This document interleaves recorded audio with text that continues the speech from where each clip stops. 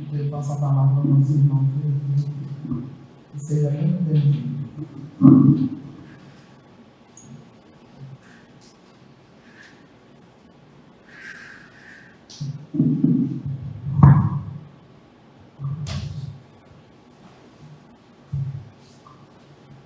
Boa tarde a todos.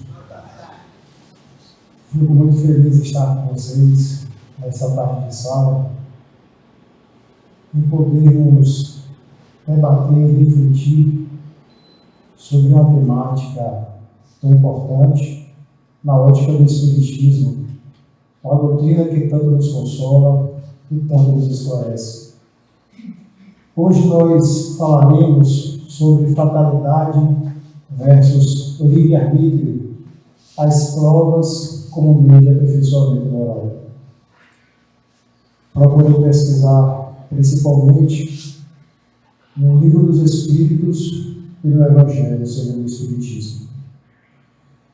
E para iniciarmos, eu trago aqui uma passagem retirada de Paulo, 1 Coríntios, no capítulo 10, versículo 23. Todas as coisas me são lícitas, mas nem todas as coisas me convêm. Todas as coisas me são lícitas, mas nem todas as coisas edificam. Essa passagem acho que é muito conhecida por todos. Todas as coisas me são lícitas, mas nem todas me convêm. Todas as coisas eu posso fazer, mas será que eu devo? Todas as coisas eu posso fazer, mas será que me edificam? Principalmente agora que nós vamos conversar um pouco sobre a questão do livre-arbítrio. Principalmente nesses tempos atuais em que o livre-arbítrio é tão debatido. Será que eu tenho a liberdade para fazer tudo? Será que é a fatalidade? Será que as leis que nos regem são de tal forma que meu livre-arbítrio é tão livre, ou é a fatalidade que nos governa? Deus nos deu a lei de liberdade, que é uma lei dele para podermos agir. Daí é que vem o livre-arbítrio. Mas será que ela está solta? Ou será que dela também virão consequências? Porque é uma passagem que também é conhecida por nós. A semeadura é livre, mas a colheita é obrigatória. A lei de ação e reação, a lei de causa e efeito. A ação e reação, inclusive, no nome de um livro de André Luiz. E aí, continuando, nós temos um conceito de livre-arbítrio, já que nós vamos conversar sobre ele. A oportunidade ou possibilidade de tomar decisões por vontade própria, seguindo o próprio discernimento e não se pautando com uma razão, motivo ou causa. O livre-arbítrio é quando agimos por vontade própria e quando não há coação. Até porque se agirmos sob coação, não estamos agindo como gostaríamos. Também é interessante notar que o nosso livre-arbítrio é proporcional ao nosso discernimento e também ao momento que estamos vivendo. Eu tenho um filho pequeno, está com 2 anos. Ele tem livre-arbítrio para agir. Ele pode fazer tudo, mas tem discernimento. Nós, enquanto educadores, enquanto responsáveis, o deixaremos livre para fazer aquilo que quer? E olhando também numa perspectiva maior, Deus, enquanto nosso Pai, que tudo sabe, perfeito, nós, ainda imperfeitos e crianças na eternidade, também teremos ou temos consciência de tudo para podermos desfrutar de discernimento pleno. Porque se eu deixar o meu filho fazer aquilo que quer, ele vai fazer aquilo que ele tem prazer. Olhemos uma criança, independente da idade. Ele vai fazer aquilo que quer. Ou, via de regra, por exemplo, uma criança se saboreia comendo um prato de salada porque acha gostoso. Uma criança vai de livre e espontânea vontade tomar vacina, que é uma injeção, porque ela acha interessante. Somos nós, seus responsáveis, que também balizamos o uso do livre-arbítrio. Todavia, o livre-arbítrio, como o conselho nos traz, é a possibilidade de tomar decisões por vontade própria. Mas aí vem o pensamento de Paulo: tudo me é lícito, mas nem tudo me convém. A lei de Deus que está inscrita em nossas consciências também é uma forma de balizar as nossas decisões. E aí, quando nós vamos para Rodolfo Caligares, no livro As Leis Morais, segundo a filosofia espírita, ele vai dizer que o livre-arbítrio é definido como a faculdade que tem o indivíduo de determinar a sua própria conduta, ou, em outras palavras, a possibilidade que ele tem de, entre duas ou mais razões suficientes, de querer ou de agir, escolher uma delas e fazer que prevaleça sobre as outras.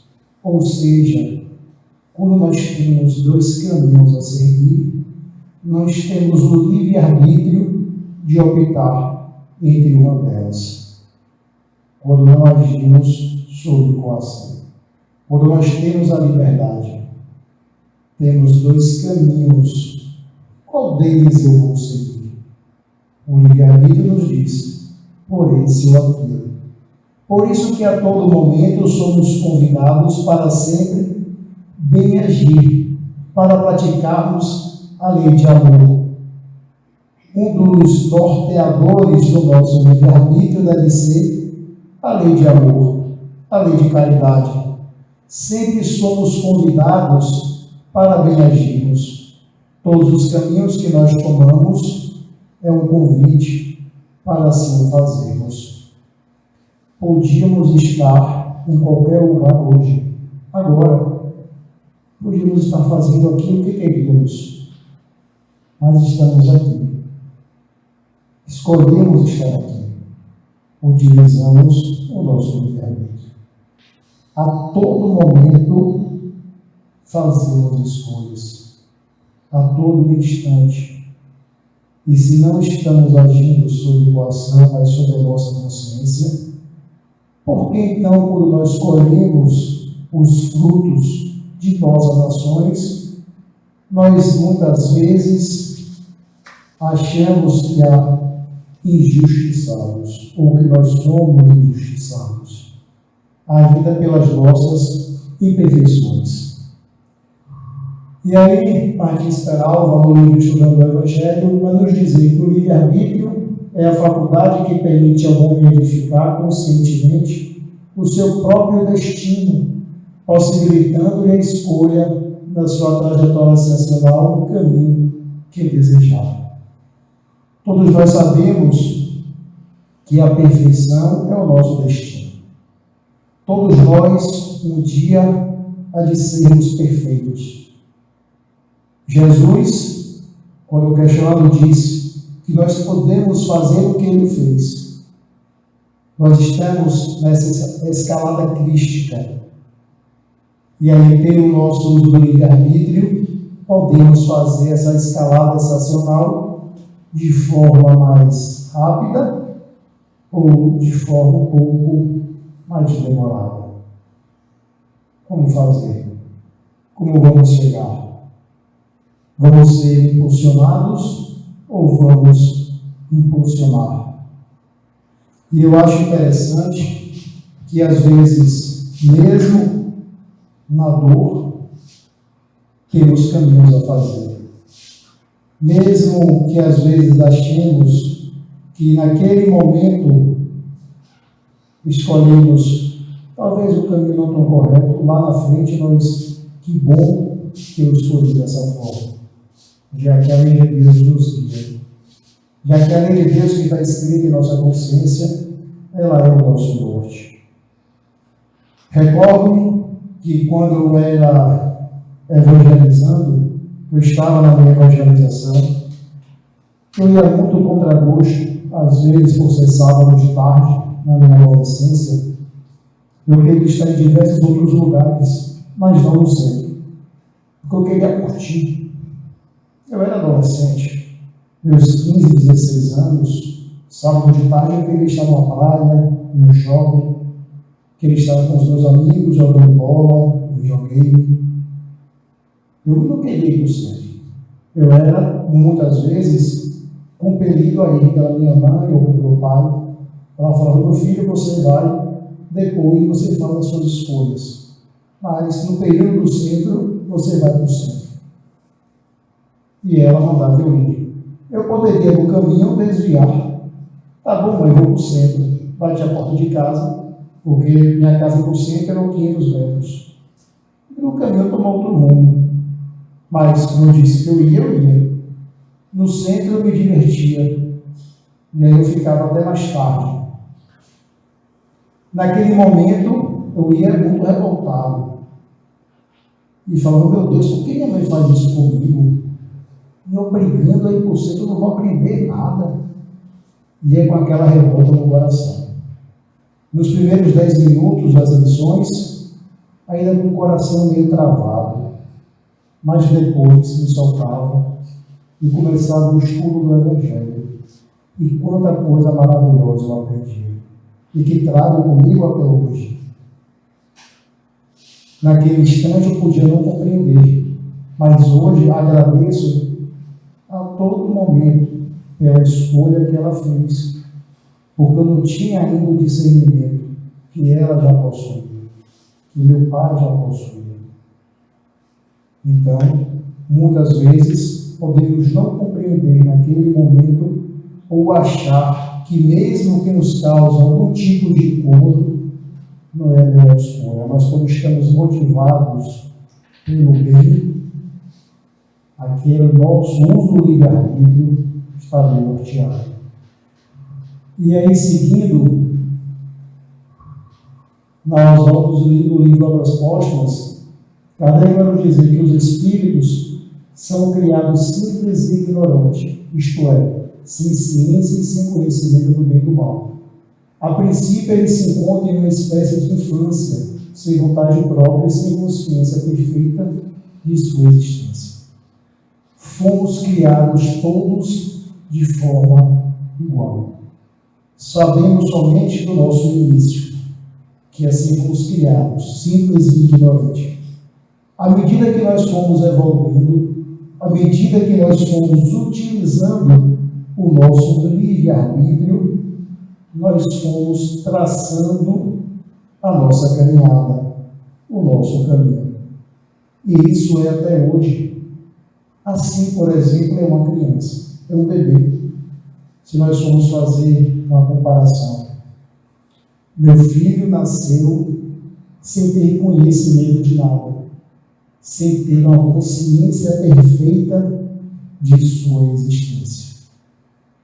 Quando eu ia aos exames pré-natais, quando via a ultrassom, via o desenvolvimento de seu feto, eu ficava: meu Deus, mesmo com o conhecimento da doutrina, mesmo sabendo de todo aquele aparato espírita no desenvolvimento daquele ser, eu ficava: será que já tem consciência perfeita?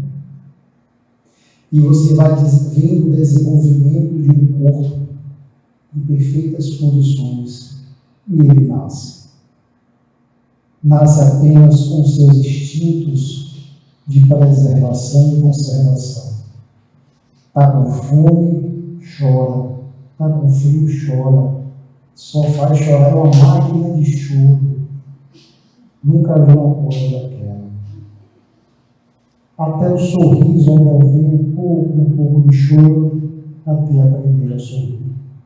E ele já começa a fazer uso do seu livre-arbítrio, porque ele começa a discernir você começa a perceber que nem todo choro é igual. Em que pese você saber que tudo ele chora.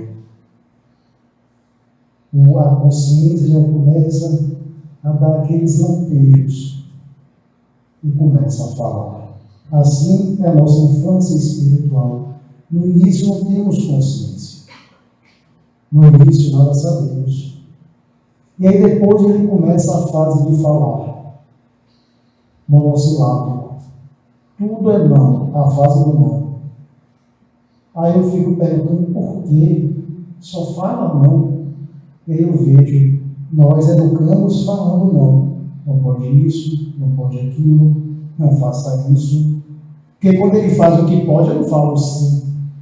Eu deixo. E assim a nossa infância também é espiritual. Eu posso tirar a dúvida que eu estou morrendo de calor? Tirar uma dúvida? A blusa? Não pode não. Estou morrendo de calor. Daqui a pouco passa. E aí, assim é a nossa infância. Nós começamos apenas com o nosso instinto de conservação. E vamos sendo criados, e nós vamos sendo levados. E depois que ele passa a falar não apenas não, ele começa a externar um pouco mais. E já começa a externar a sua vontade. Hoje, que nós podemos considerar que somos um pouco mais evoluídos, ainda que em estados imperfeitos, num mundo de provas e expiações, será que já agimos apenas motivados pelo bem e 100% com o nosso discernimento? Ou ainda somos motivados muitas vezes pelo nosso orgulho e pelo nosso egoísmo? Será que o nosso livre-arbítrio é motivado sempre pelo bem que nós queremos ao próximo ou motivado pelas nossas vontades egoicas? E aí estamos um pouco na nossa infância espiritual. E é engraçado que ele tem 2 anos. Toda vez que ele está comendo, se ele não quer, se ele vê que as pessoas já estão comendo à sua volta, ele oferece para as pessoas. E eu fico, onde nós nos perdemos na nossa vida que não fazemos isso? Muitas vezes, na minha fase de escola, eu comia ligeiro para não dar para o outro, quando eu queria que ninguém me pedisse um pedaço.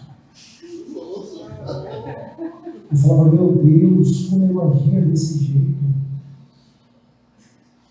Por quê? Não posso fazer isso com meu filho. E se tivesse apenas um biscoito, tinha 2 bandas, eu falava, não vou dar para ninguém botar na boca.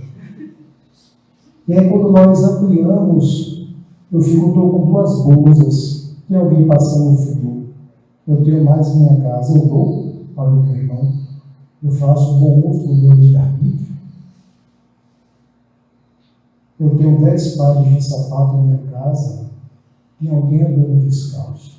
Eu dou para o meu irmão, ou ainda o meu livre-arbítrio está na minha infância espiritual. E que pese sabermos da lei de amor. E em aulas póstumas, Kardec continua dizendo que à medida que o espírito se afasta do ponto de partida, desenvolve-lhes a ideia, como na criança e como as ideias do livre-arbítrio, a liberdade de fazer ou não de fazer, de seguir este ou aquele caminho para o seu adiantamento. Podemos ainda estar muito motivados pelo nosso orgulho ou pelo nosso egoísmo, mas inconscientemente ou conscientemente estamos nos esforçando para parar as nossas arestas das imperfeições. Porque quando nós percebemos que estamos agindo de forma egoísta, mas espera aí, não é assim. Como o Sr. Agostinho nos diz, quando nós refletimos ou percebemos a nossa consciência se fizermos todo o bem que nós poderíamos ter feito, eu poderia ter agido diferente. Nós começamos a fazer quando eu tinha por volta de 8 ou 9 anos de idade. Todo segundo domingo de cada mês, lá no bairro de Campelo Neves, no Iú, nós percorremos os condomínios de lá, arrecadando alimentos. Era a campanha do quilo, que a gente fazia doação para os doentes renais. A gente batia nas portas, domingo de manhã, para pedir 1 quilo de alimento não perecível para as pessoas. E era a manhã toda, de 8 às 12, que a gente fazia esse percurso. Eu batia e pedia 1 quilo de alimento para as pessoas. E aí, tinham casas, como era uma atividade que a gente fazia ao longo do tempo, ficamos muito tempo fazendo, você acaba conhecendo as pessoas. Não de conhecer, fazer dela, pelo menos as pessoas sabiam quem você era. Comecei a fazer muito novo. E aí as pessoas, no início, já abriam a porta muito chateados. Domingo de manhã, quem é você para estar batendo na minha porta? A essa hora, domingo? A tia do centro, está reprendendo alimento, poder de sinais, tia já mostrava o trabalho. Algumas batiam a porta na cara, outros nem abriam. Sem problema. Aí falava, próximo mês eu volto. Próximo mês a gente voltava. Não deixava de bater. Aquelas que a gente não conseguia entrar, ficavam na porta esperando alguém abrir para poder nos entrar nos prédios. Com o tempo, aquelas pessoas que no início eram resistentes passaram a ver que realmente era um trabalho sério, nem que demorasse 1 ano, 1 ano e meio, 2, e passaram a doar. Poderiam ter se fechado, poderiam nunca ter doado, o livre-arbítrio de cada um, mas passaram a doar. Outros não só passaram a doar, como passaram a levar para o centro, em outros momentos do mês, a doação, que era o centro que fica lá no Peru, na Campelo Neves. Porque foram percebendo, assim a nossa caminhada do livre-arbítrio.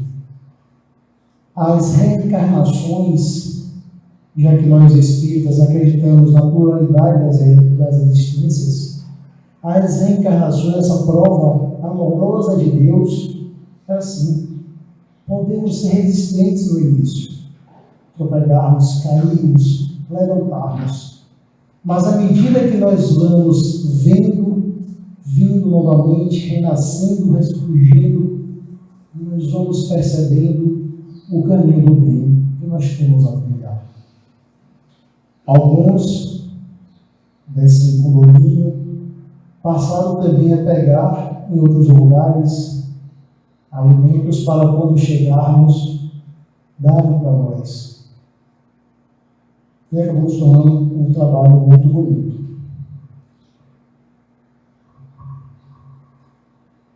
Aí deu as póstumas, como objetivo final de todo o espírito é alcançar a perfeição. O resultado dessa perfeição está no gozo da suprema felicidade, que lhe é consequente, a que chegam mais ou menos rapidamente, conforme o uso que fazem o livre-arbítrio.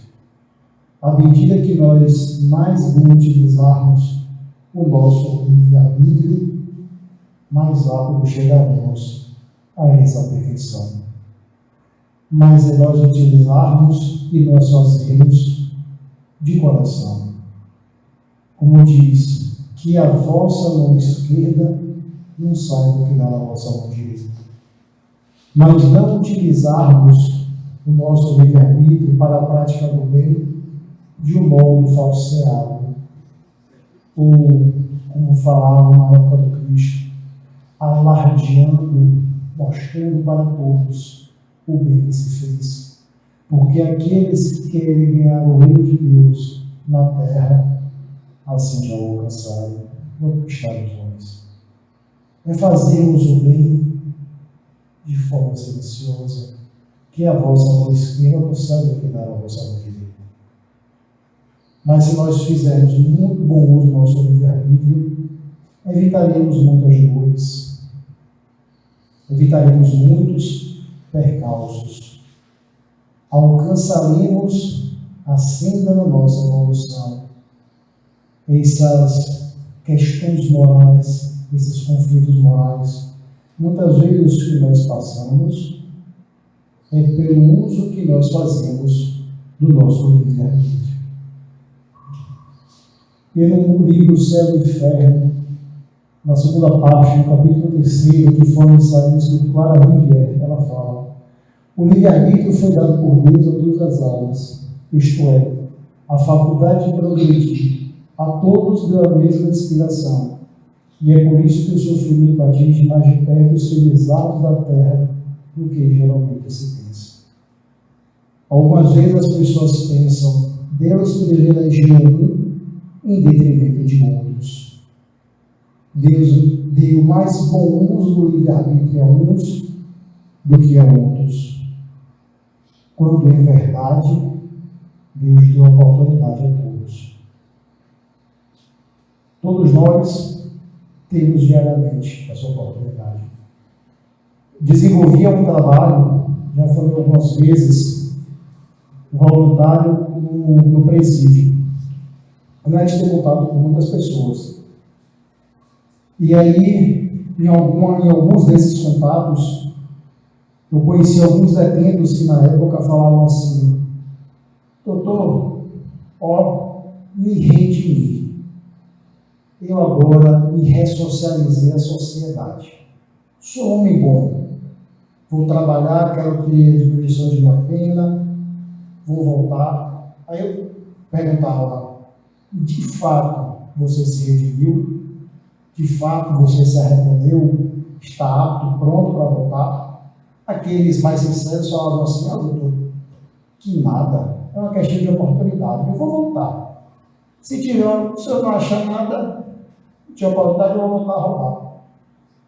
Aí eu falava: mas você gostou daqui? Ah, não, aqui não é vida para ninguém não. Por que você quer voltar? Por que não tem uma vida lá fora diferente? Ah, doutor, mas lá também é difícil for difícil, prefiro estar lá fora com dinheiro. Ele vai trabalhar. Trabalha honestamente, não é? Ah, mas dá muito trabalho trabalhar. Prefiro tirar dos outros que já tem. Já outros que de fato se arrependiam falavam para mim: não, doutor, realmente eu aprendi. Quero trabalhar, ter as minhas coisas, conquistar as minhas coisas e voltar para a minha família. A oportunidade era dada a todas eles. Todos tinham a mesma oportunidade. Como era um trabalho que nós íamos 2 a 3 vezes no presídio e ficávamos, foi um trabalho um pouco longo. Aí já dizíamos: aí falava assim: até logo, doutor, até breve. Até breve. E lá perto tinha uma ONG que acolhe as crianças que são filhos de presidiários. E aí, quando você vai fazer o trabalho com esses filhos, para poder mostrar o amor, a caridade com esses filhos, que estava se conscientizando também dos pais.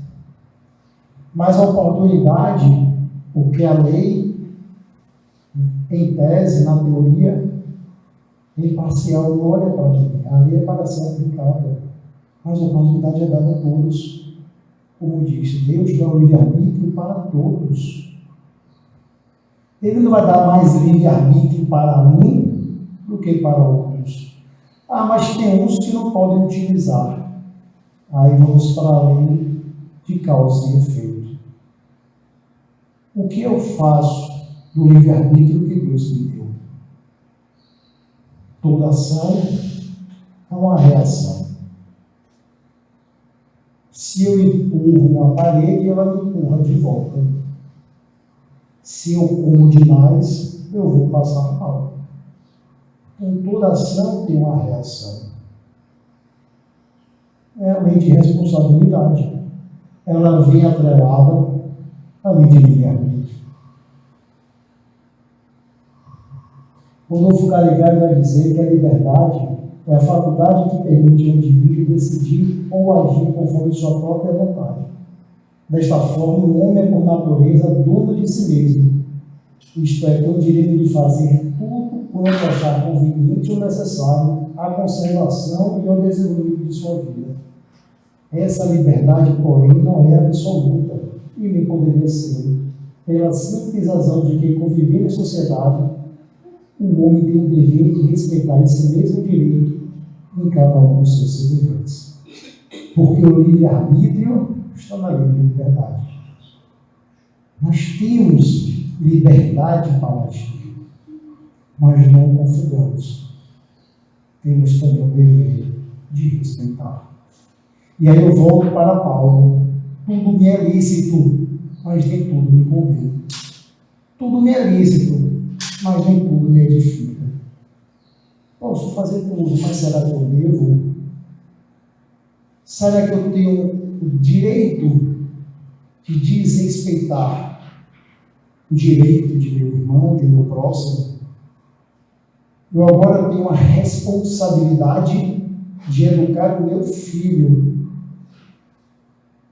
Mas quais são os limites da minha liberdade de educação?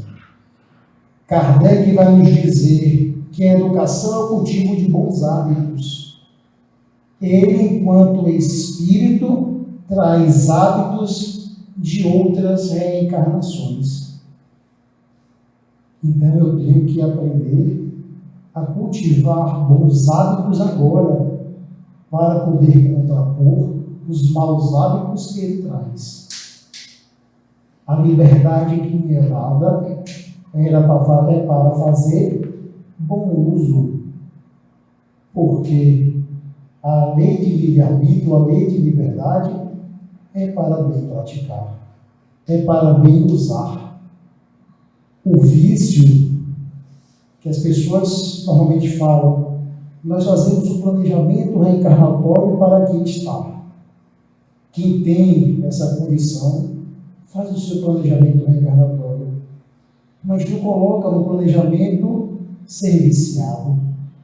O vício é o mau uso que nós fazemos, porque às vezes nós queremos criar justificativas para o mau uso que nós fazemos do nosso livre-arbítrio.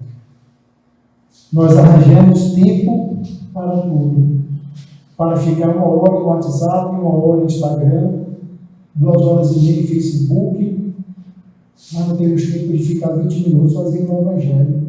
Estou sem tempo.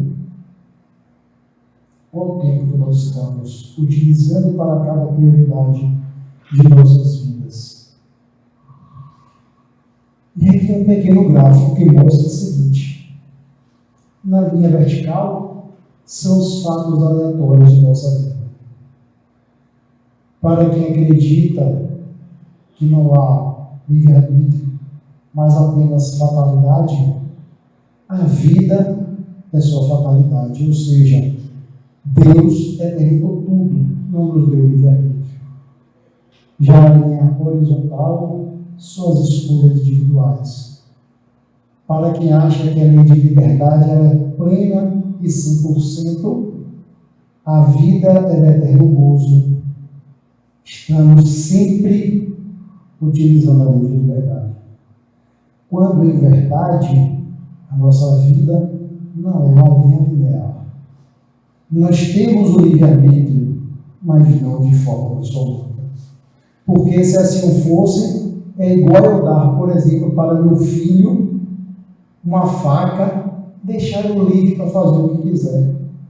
Ou dar para ele fogo e largar em minha casa. Não, meu filho, você é livre. Se Deus nos desse a liberdade plena e absoluta, seria uma responsabilidade muito grande. Porque ainda nós não temos esse pleno discernimento de todas as coisas. Nós ainda não temos a capacidade de discernir. Se nós observarmos, só um pequeno exemplo, ainda fazemos coisas que nossos pais há muito tempo atrás diziam para não fazermos. Um exemplo, meu filho, durma cedo, o sono é a coisa mais importante. Durma no mínimo 8 horas. Minha avó já falava isso. Antes mesmo da ciência já comprovar que são necessárias 7 a 8 horas de sono por noite para termos uma saúde boa. Minha avó já dizia. Minha mãe já dizia, dificilmente você vai encontrar uma pessoa que durma 8 horas. Uma pessoa que deite pontualmente.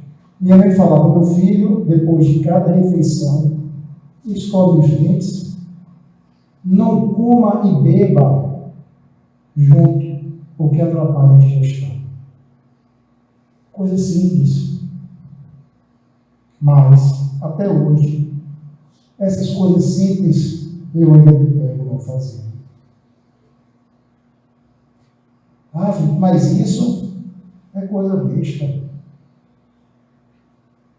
Coisa besta. Imagine coisas maiores. Se falar assim, Jesus disse que, diversamente do quanto foi dito, mínimo pensamento já é adultério. Quando falava raca, quando escarrava lá no chão, que as pessoas faziam de maldizendo o próximo, ele falava não. Não basta apenas falar nem fazer, basta pensar. Ou seja, o nosso pensamento já é uma coisa ruim. Aí eu falo, não pensem mal de ninguém, meus irmãos. Não é bom para vocês.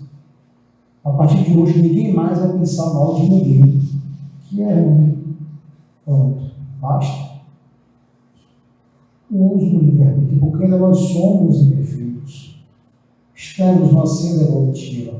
Por isso que nós não temos ainda uma liberdade absoluta. E aí, da lei de liberdade, Kardec pergunta aos espíritos, haverá posições no mundo que o homem possa vangloriar-se de gozar da liberdade absoluta? E eles vão dizer não, porque todos precisais uns dos outros, tanto os pequenos como os grandes. Como nós precisamos uns dos outros, não temos a liberdade plena. Porque ainda precisamos uns dos outros para crescermos e avançarmos. E se nós gozássemos de uma liberdade plena, não agiríamos dessa forma. E aí Kardec vai continuar. Haverá no homem alguma coisa que escape a todo o constrangimento e pela qual ele goze da liberdade absoluta? E Kardec, sim, os espíritos, pelo pensamento, que o homem goza de liberdade sem limites. Pois o pensamento não admite barreiras. Pode-se deter o seu ímpeto, mas não aniquilá-lo. Somente pelo pensamento, mas não pelas ações. E aí ele vai mais longe. Que o homem tem o livre-arbítrio de seus atos. Será que tem a liberdade de pensar? Tem a liberdade de agir. E sem o livre-arbítrio, o homem seria uma máquina. Então, a fatalidade, como algumas pessoas dizem que tudo é uma fatalidade, é um equívoco de pensamento. Porque se existisse a fatalidade plena, o homem seria uma máquina. Ele não teria a liberdade de agir, porque ele já seria programado. E de nada valeria os nossos esforços. E por que alguns espíritos seguiram pelo caminho do bem e outros do mal? Kardec questiona. Já que nós temos a liberdade de agir, por que um segue pelo caminho do bem e outro do mal? E os espíritos dizem, não tem eles um livre-arbítrio? Deus não criou espíritos maus, criou simples e ignorante, com igual aptidão para o bem e para o mal. Os que são maus se tornaram por sua própria vontade. Então a fatalidade, como alguns dizem, não há. O nosso livre-arbítrio é que vai nos dizer aquilo que estamos nos tornando.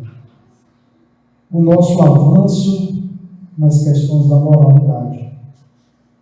Se hoje nós estamos cometendo equívocos, é pelo uso que nós fazemos. É pelo uso que estamos utilizando. O que estamos fazendo com os talentos que nos foi dado?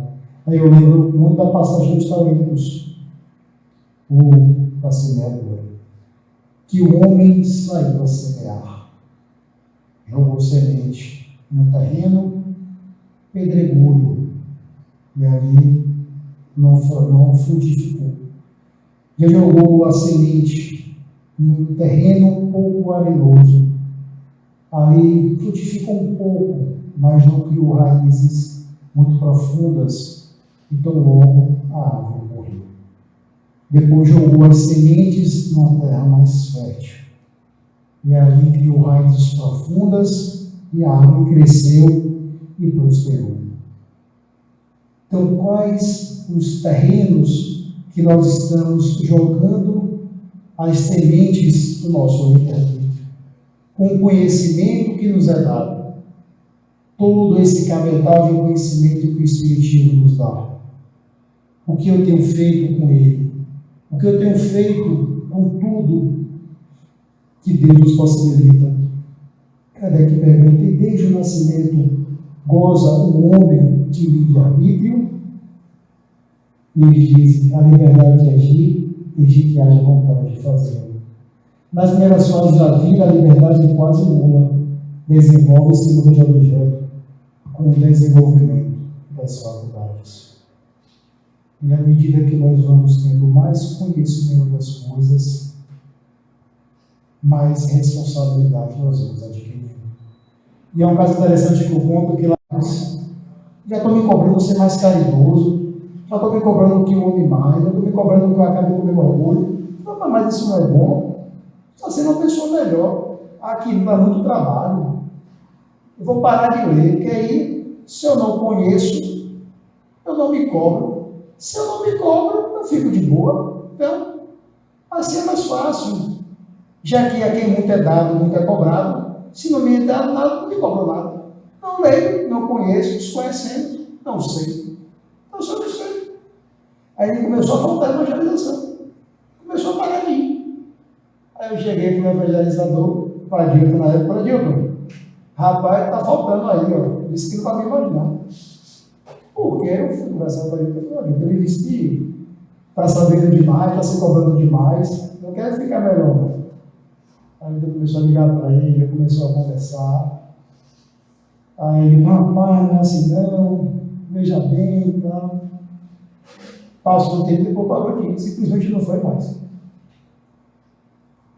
Mas à medida que nós vamos avançando, evoluindo, as nossas faculdades vão se desenvolvendo.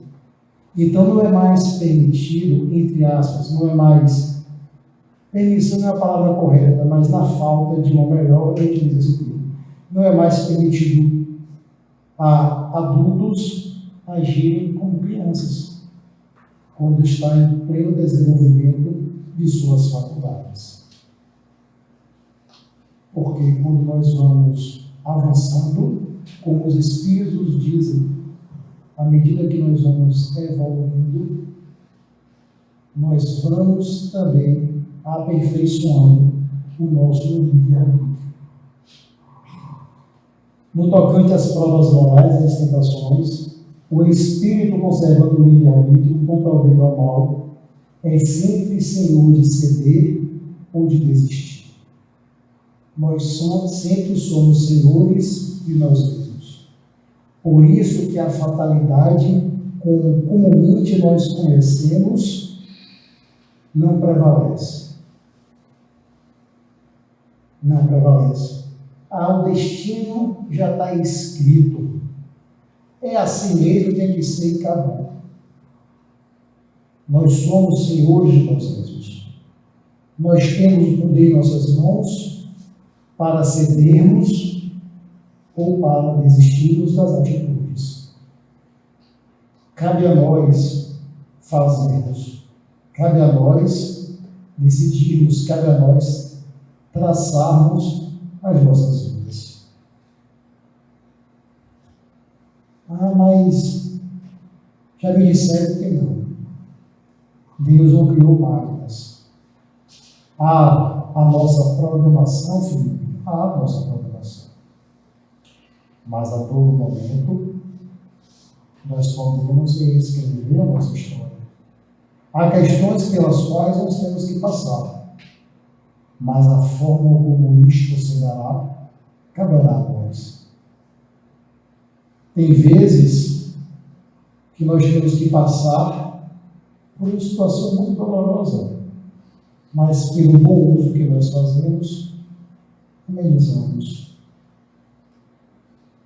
Tem uma história do livro de André Luiz, de Ação e Reação, que ele conta que foi conhecer, enquanto espírito, mãe e filho. O filho, ele veio altamente debilitado. Era surdo, mudo, cego, ainda era bebê. E ainda tinha algumas deficiências nos seus membros. Era paupérrima, mãe paupérrima. E a mãe devotava um grande amor por aquele ser. Passava fome, ainda amamentava, mas o leite materno muito ainda carente de nutrientes. E todas as noites ela melhorava bastante para que Deus abençoasse aquela criança. E no desprendimento noturno, quando o espírito saía, aquela criança, o espírito daquela criança ainda era um espírito muito orgulhoso. E aí André Luiz perguntou ao seu mentor a história daquela família. Aí disse, o mentor esclarecendo, que eles eram casais, formavam um casal, que em encarnações pretéritas praticaram muito mal, praticaram muitos equívocos, enganaram bastante, roubaram fortunas, e nessa reencarnação agora vieram como mãe e filho para tentar provar o amor, para tentar diminuir um pouco o seu orgulho, a sua soberba, o seu egoísmo. Ele não estava aproveitando, porque o espírito continuava muito orgulhoso. Ao passo que ela descobriu no amor materno o poder transformador do amor. E estava se entregando ao devotamento. E aí, por conta disso, ela iria prolongar a sua encarnação na Terra para poder cuidar do seu filho, porque se ela morresse, o seu filho ficaria desamparado. Então ela viveu mais tempo para cuidar do seu rebanho, porque ela devotava-se de tal forma, com tamanho amor ao seu pequenino, que ela estava descobrindo naquele poder transformador as benesses do amor de Deus. Então, pelo uso que nós fazemos do nosso livre-arbítrio, nós podemos traçar a nossa vida. Por isso que a fatalidade, como muitas vezes as pessoas dizem, aí nem adianta, já está aí, está escrito. Nós não somos máquinas que fazem uma programação de forma imutável e largas, apenas para viver o que está escrito. Nós temos o livre-arbítrio da nossa vida. Deus tem suas leis que regulam todas as vossas ações. Se a violais, a culpa é vossa. Sem dúvida, quando ele comete um excesso qualquer, Deus não profere contra ele uma sentença. Ele traçou um limite, as doenças, e muitas vezes a morte são a consequência dos excessos. Questão 954 do Livro dos Espíritos. Então, os excessos que muitas vezes nós passamos, as consequências dos nossos atos, são o que as pessoas chamam as fatalidades. E não, como eles dizem, é porque já estava escrito e tinha que ser dessa forma. Esse enrijecimento, como naquele gráfico dos fatos aleatórios na linha vertical. Está assim, tem que ser assim, é imutável e não tem mais jeito. Por isso que a lei de responsabilidade ela é tão umbilicalmente ligada à lei de liberdade, à lei de causa e efeito, para poder podar um pouco os excessos que muitas vezes nós praticamos no uso do nosso livre-arbítrio. A questão do livre-arbítrio pode ser resumida assim: o homem não é fatalmente levado ao mal. Os atos que pratica não foram previamente determinados. Os crimes que comete não resultam de uma sentença de destino. Terá sempre a liberdade de agir ou não agir. Testemunho dos atitudes. E isso resume muito quando nós traçamos a questão da fatalidade versus o livre-arbítrio. Sempre teremos a liberdade de agir ou não agir. Porque Deus não profere uma sentença. Os crimes não resultam de uma sentença. Mas sempre são frutos de nossas ações. Daí porque naqueles momentos conflituosos, naqueles momentos de dúvidas ou de incertezas, pare por um momento, eleve os pensamentos, ore, é a sua orientação. Com certeza, quando nós oramos, quando nós sintonizamos com o alto, a resposta vem. E são nesses momentos que nós percebemos a nossa ligação com Deus. E para nós podermos encerrar, eu trago aqui um poema psicografado por Chico, retirado do livro Parnaso de Alipulo, do Espírito Olavo Bilac. Aos descrentes: vós que seguis a turma desvairada, as hostes dos descrentes e dos loucos, que de olhos cegos e de ouvidos moucos estão longe da senda iluminada. Retrocedei dos vossos mundos loucos, começai outra vida e nova estrada, sem a ideia falais do grande nada, que entorpece, envenena e mata os povos. Ó ateus, como eu fui na sombra imensa, erguei de novo o eterno altar da crença, da fé viva sem cárcere mesquinho. Banhai-vos na divina claridade, que promana das luzes da verdade, sol eterno na glória do caminho. Muito obrigado a todos, e que Deus nos abençoe hoje e sempre.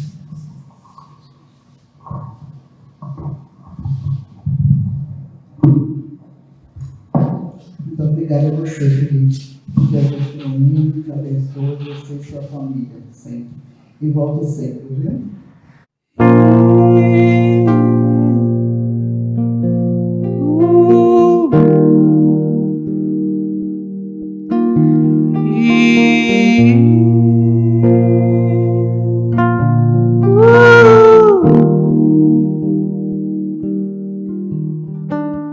Sabe,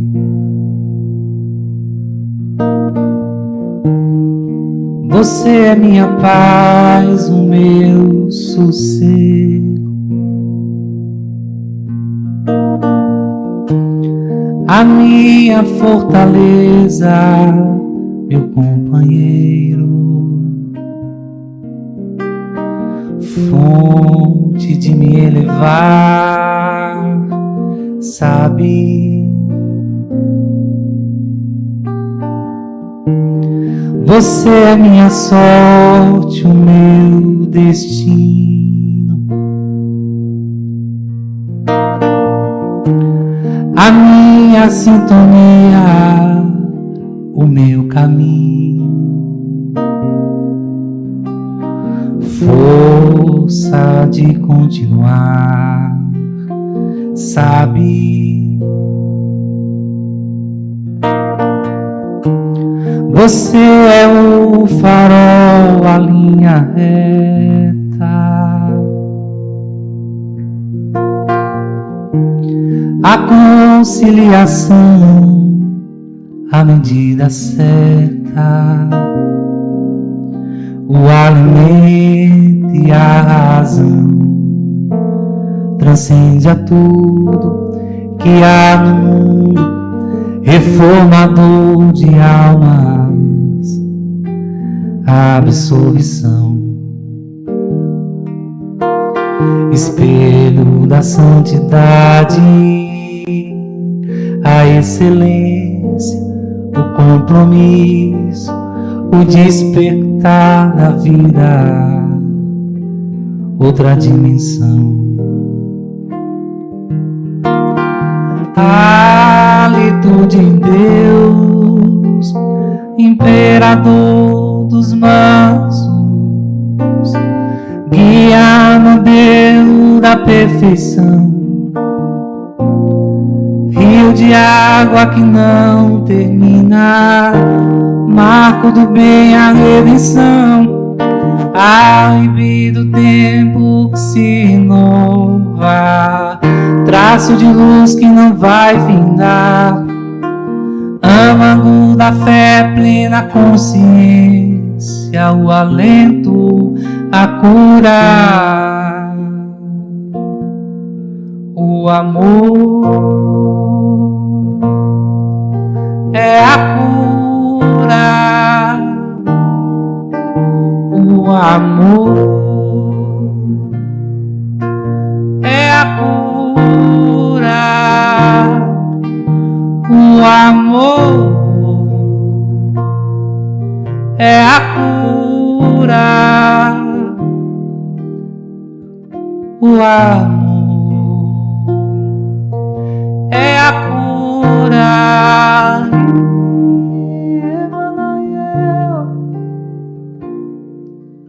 Emmanuel, Emmanuel,